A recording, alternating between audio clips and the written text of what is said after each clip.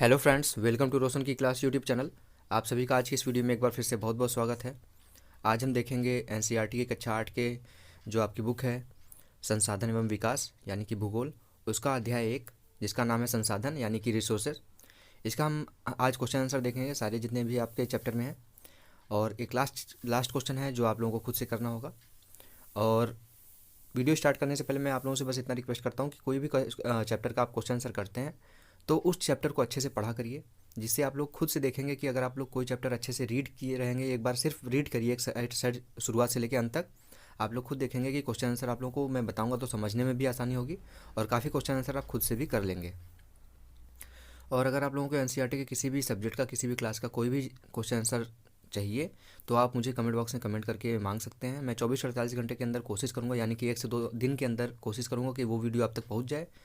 हो सकता है कभी कभी भी व्यस्तता होने के कारण वो थोड़ा सा ज़्यादा टाइम लग जाए, लेकिन मैं कोशिश करता हूँ कि 24 से 48 घंटे के अंदर आपकी वीडियो आप तक पहुँच जाए। और उसके लिए सिर्फ आपको इतना काम करके रखना है कि कमेंट करना है और रोशन की क्लास यूट्यूब चैनल को सब्सक्राइब करना है। नीचे लाल कलर का सब्सक्राइब बटन होगा, उस पर क्लिक करके सब्सक्राइब करना है और साथ ही साथ बेल आइकन यानी कि घंटे के निशान को दबा के रखना है, जिससे मैं आप लोगों की वीडियो अपलोड करूँ तो उसकी नोटिफिकेशन आप तक पहुँच जाए। अब आते हैं आज के चैप्टर के ऊपर। अध्याय 1 का नाम है संसाधन यानी कि रिसोर्स। इसका यहाँ पे हम क्वेश्चन आंसर देखते हैं। देख लीजिए, यहाँ पे सबसे पहले अभ्यास लिखा गया है, इसका प्रश्न लिखा गया है। सबसे पहले पढ़ते हैं। पहला प्रश्न है, पृथ्वी पर संसाधन असमान रूप से क्यों वितरित हैं? तो यहाँ पे पूछने का मतलब ये है कि पृथ्वी जो हमारी है उस पर कोई संसाधन है, जैसे कोयला है, पेट्रोल है, वो सब जगह सेम समान क्यों नहीं है? कहीं कहीं कोयला पाया जाता है, कहीं कहीं पेट्रोल पाया जाता है, कहीं कहीं हर जगह पे कोई कोई चीज़ संसाधन जो है वो हर जगह अलग अलग स्थिति में क्यों पाए जाते हैं?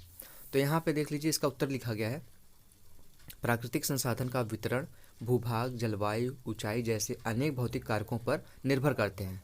पृथ्वी पर इन कारकों में विभिन्नता होने के कारण संसाधनों का वितरण असमान है। यानी कि यहाँ पे कह रहा है, ये क्वेश्चन का आंसर यहाँ पे लिखा गया है कि जो हमारी पृथ्वी है उसका आकार प्रकार हर जगह पे अलग अलग है। जैसे आप देखते होंगे, कहीं पहाड़ है, कहीं पे रेगिस्तान है, कहीं पे पानी ही पानी है, कहीं की जलवायु ठंडी है, कहीं पे गर्मी रहती है हमेशा। तो उसके अनुसार संसाधन भी हर जगह पे समान नहीं है। इन सभी कारणों की वजह से हमारी पृथ्वी पे जो संसाधन है वो हर जगह अलग अलग उपस्थित है। अब आते हैं हम दूसरे क्वेश्चन के ऊपर। संसाधन संरक्षण क्या है? यानी कि संसाधनों को संरक्षण मतलब होता है बचाना, तो ये क्या है? इसका उत्तर देख लीजिए, यहाँ पे लिखा गया है, संसाधनों का सतर्कतापूर्वक उपयोग करना और उन्हें नवीकरण के लिए समय देना। यानी कि अगर कोई संसाधन नवीकरणीय है, यानी कि वो फिर से दोबारा प्राकृतिक रूप से बनता है या फिर बनाया जा सकता है, तो उसको नवीकरणीय संसाधन कहते हैं। तो कोई संसाधन है उसका उपयोग करें तो हम सतर्कतापूर्वक करें। यानी जैसे कि पेट्रोल है, कोयला है, तो इसका हम इतना उपयोग बहुत ज़्यादा मात्रा में ना करें कि वो ख़त्म हो जाए। आपको पता है कि ये सीमित अवस्था में पाए जाते हैं, यानी कि एक लिमिटेड अमाउंट में ये संसाधन आपके पृथ्वी पे हैं। अगर हम इकट्ठा इसको यूज कर देंगे तो ये ख़त्म हो जाएंगे। इसलिए हमेशा सतर्कतापूर्वक ध्यान से हर चीज़ हर संसाधन का उपयोग करना चाहिए। और जो नवीकरणीय संसाधन है उनको समय देना चाहिए कि नवीकरणीय संसाधन के निर्माण का एक निश्चित समय होता है, लाखों वर्ष का भी होता है, कुछ वर्ष का भी होता है। तो ऐसे संसाधनों को उतना समय देना चाहिए जिससे वो फिर से दोबारा बन सके। तो इसको क्या कहते हैं? संसाधन संरक्षण कहते हैं। तीसरा क्वेश्चन है, मानव संसाधन महत्वपूर्ण क्यों है?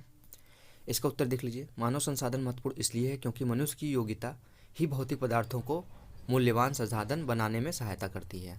ठीक है। अब है चौथा क्वेश्चन यहाँ पे, सतत पोषणीय विकास क्या है? तो इसका उत्तर देख लीजिए, यहाँ पे लिखा गया है, संसाधनों का उपयोग करने के लिए आवश्यकता और भविष्य के लिए उनके संरक्षण में संतुलन बनाए रखना सतत पोषणीय विकास कहलाता है। ये हो गया आपका क्वेश्चन नंबर 4। अब आते हैं क्वेश्चन नंबर 2 पे। इसके अंदर भी आपको 3 क्वेश्चन देखने को मिलेंगे।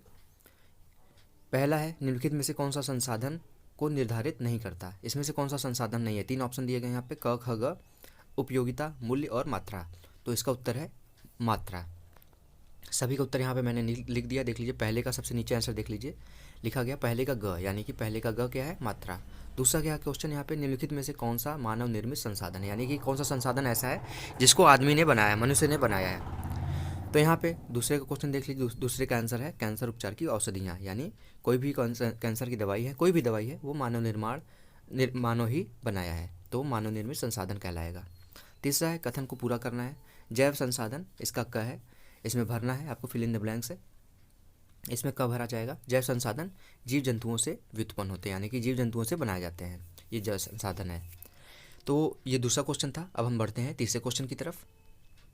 अब आते हैं हम दोस्तों तीसरे क्वेश्चन के ऊपर। और तीसरे क्वेश्चन से पहले किसी एनसीईआरटी बुक में इसमें दूसरे क्वेश्चन में एक क्वेश्चन और दिया गया है, अनवीकरणीय संसाधन। तो इसको मैं बता देता हूँ, यहाँ पे मैंने लिखा नहीं है उसको, तो आप लोग ध्यान से बात को मेरे सुना भी करिए। तो अनवीकरणीय संसाधन वैसे संसाधन होते हैं जो पृथ्वी पे सीमित अवस्था में पाए जाते हैं, जैसे पेट्रोल हो गया, कोयला हो गया। ये सारी चीज़ें जो हैं वो अनवीकरणीय हैं, जिसको हम बना नहीं सकते। तो ऐसे संसाधन, इसका उत्तर आप लिखेंगे, ऐसे संसाधन जो पृथ्वी पे सीमित अवस्था में पाए जाते हैं उसे अनवीकरणीय संसाधन कहते हैं। अब आते हैं हम तीसरे क्वेश्चन के ऊपर। काफ़ी बुक में एनसीईआरटी के तीसरा क्वेश्चन ये नहीं दिया गया है, लेकिन जो स्टैंडर्ड एनसीईआरटी की बुक है उसमें ये क्वेश्चन दिया गया, तो इसको मैं भी यहाँ पे दिखाऊंगा, क्योंकि मैं पूरा जो स्टैंडर्ड बुक है उससे पढ़ाता हूँ। तो यहाँ पे देख लीजिए, लिखा गया है, निम्नलिखित में अंतर स्पष्ट करना है आपको। पहला है संभाव्य और वास्तविक संसाधन, और दूसरा है सर्वव्यापक और स्थानीय संसाधन। अब इसमें पहला देख लीजिए है संभाव्य और वास्तविक संसाधन। यहाँ पे एक तरफ लिखा गया है, एक कॉलम में संभाव्य संसाधन और दूसरी तरफ वास्तविक संसाधन। इसमें दो अंतर बताए गए यहाँ पे, देख लीजिए। संभाव्य संसाधन में पहला पॉइंट है, वे संसाधन जिनकी संपूर्ण मात्रा ज्ञात नहीं हो सकी है, उसे क्या कहते हैं, संभाव्य संसाधन। दूसरा इसमें है, इन संसाधनों का वर्तमान में उपयोग नहीं किया जा रहा है, परंतु भविष्य में इनका उपयोग किया जाएगा या फिर किया जा सकता है। जैसे लद्दाख में, भारत में जो लद्दाख जगह है, वहाँ पे यूरेनियम पाया गया है, जिसका अभी तो उपयोग नहीं किया जा रहा है, लेकिन भविष्य में इसका उपयोग किया जा सकता है। और इधर दूसरी तरफ है वास्तविक संसाधन। पहला इसमें पॉइंट है, इन संसाधनों की मात्रा ज्ञात होती है, और दूसरा, इन संसाधनों का वर्तमान में उपयोग किया जा रहा है, जैसे कोयला, खनिज तेल इत्यादि। अब दूसरा इसमें क्वेश्चन है, सर्वव्यापक और स्थानीय संसाधन। सर्वव्यापक संसाधन और स्थानिक संसाधन, इस तरीके से दो कॉलम बना लीजिए। सर्वव्यापक संसाधन में देख लीजिए, लिखा गया है, जो संसाधन सभी जगह पाए जाते हैं वे सर्वव्यापक संसाधन कहलाते हैं। जैसे वायु, आपको पता है हवा हर जगह पाई जाती है, सूर्य का प्रकाश हर जगह पाया जाता है, कहीं कहीं छोड़ के थोड़ा बहुत, कहीं पे ज़्यादा पाया जाता है, कहीं कम पाया जाता है, बस इतना अंतर होता है, लेकिन पाया हर जगह जाता है, उसे सर्वव्यापक संसाधन कहते हैं। और स्थानीय संसाधन वे संसाधन होते हैं जो निश्चित स्थानों पर पाए जाते हैं। जैसे किसी स्थान पे कोई संसाधन पाया जाता है, किसी दूसरे स्थान पे वो संसाधन नहीं पाया जाता, कोई दूसरा संसाधन पाया जाता है। तो ऐसे संसाधन जो निश्चित स्थानों पर पाए जाते हैं उसे क्या कहते हैं, स्थानीय संसाधन कहते हैं। उदाहरण के लिए तांबा, लोहा अयस्क आदि। अब आते हैं हम चौथे क्वेश्चन के ऊपर। यहाँ पे क्रियाकलाप है, इसमें दोहा दिया गया है। यहाँ पे, रहीमन पानी राखिए बिन पानी सब सून, पानी गए न उबरे मोती मानुस चून। ये पंक्तियाँ अकबर के दरबार के 9 रत्नों में से एक कवि अब्दुल रहीम खान खाना द्वारा लिखी गई थी। अब यहाँ पे क्वेश्चन ये आपका इंपॉर्टेंट, यहाँ पे एक ये भी बनता है कि इसको, इस जो दोहा, ये दोहा है जो उसको किसने लिखा था, कवि किस प्रकार के संसाधन की ओर संकेत कर रहा है, इस संसाधन के समाप्त हो जाने पर क्या होगा, इसको 100 शब्द में आपको लिखना है। तो यहाँ पे देख लीजिए, यहाँ पे क्या कहा गया है, पानी के बारे में यहाँ पे देख लीजिए, दोनों लाइनों में बोला गया है।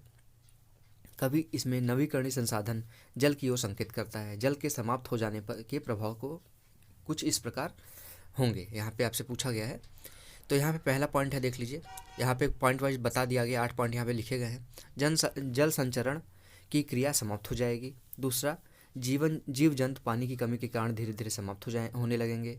तीसरा है, पृथ्वी पर लोगों को सूखे की समस्या का सामना करना पड़ेगा। चौथा है, समुद्री मार्ग समाप्त हो जाएंगे। पाँचवा है, पृथ्वी की तापमान तेज़ी से बढ़ने लगेगा। छठवां है, कृषि प्रक्रिया संभव नहीं हो पाएगी। सातवां है, कोई उद्योग नज़र नहीं आएगा, क्योंकि आपको पता है बहुत सारे उद्योग जल के ऊपर आश्रित हैं। और आठवां है, लास्ट है, समुद्र में रहने वाले सभी जीव जंतु मर जाएंगे। पानी के समाप्त होने का अर्थ है पृथ्वी पर से जीवन समाप्त हो जाएगा। आप सभी को पता है कि अगर जल नहीं होगा तो जीवन नहीं होगा, सभी कहते हैं जल ही जीवन है।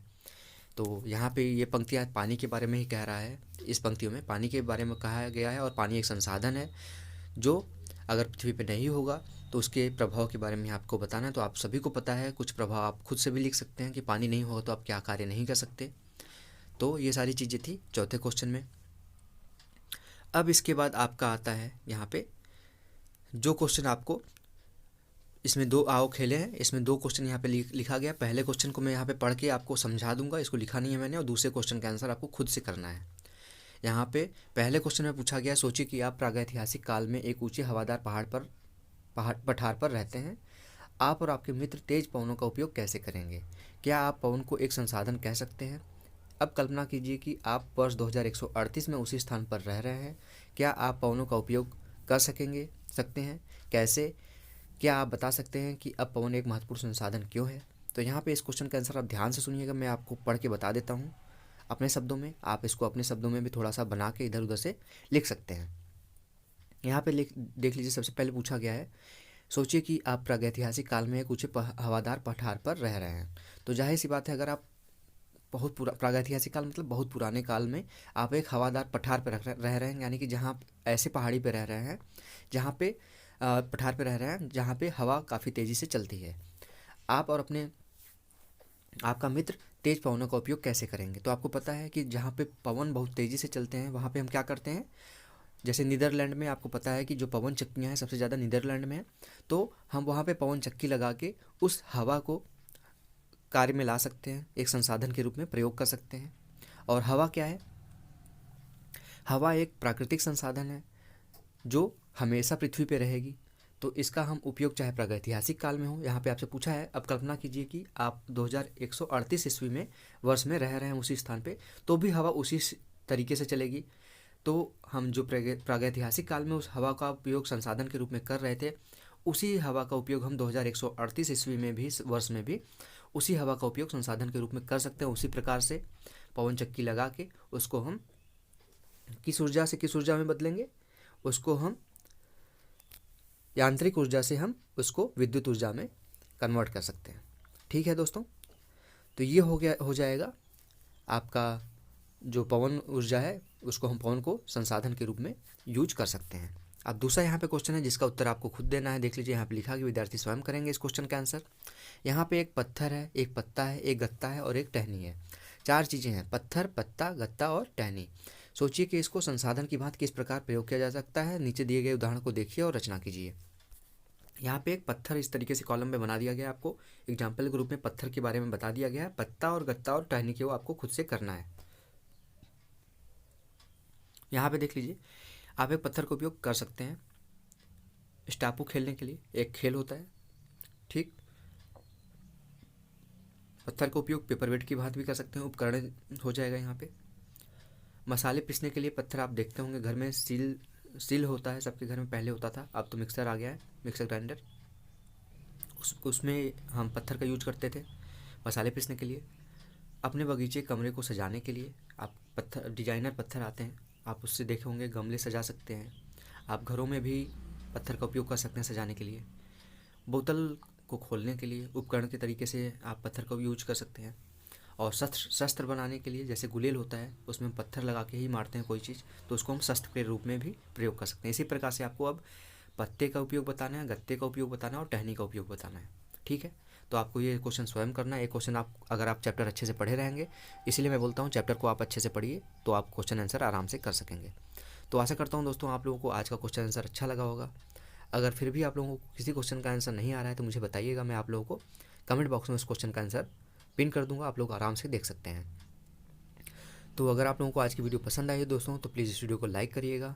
और अगर आप लोगों को किसी भी चैप्टर का, एनसीईआरटी के किसी भी चैप्टर का, किसी भी सब्जेक्ट का, किसी भी क्लास का, किसी भी चैप्टर क्वेश्चन आंसर चाहिए, तो आप नीचे कमेंट बॉक्स में कमेंट कर सकते हैं। मैं कोशिश करूँगा जल्दी से जल्दी वो वीडियो आप तक पहुँचा सकूँ। आपको सिर्फ इतना काम करना है कि रोशन की क्लास यूट्यूब चैनल को अपने दोस्तों के साथ शेयर करना है, रोशन की क्लास यूट्यूब चैनल को सब्सक्राइब करना है और साथ ही साथ बेल आइकन को दबा के रखना है। तो फ्रेंड्स, मिलते हैं नेक्स्ट वीडियो में, तब तक के लिए आप लोगों का बहुत बहुत धन्यवाद। जय हिंद, वंदे मातरम।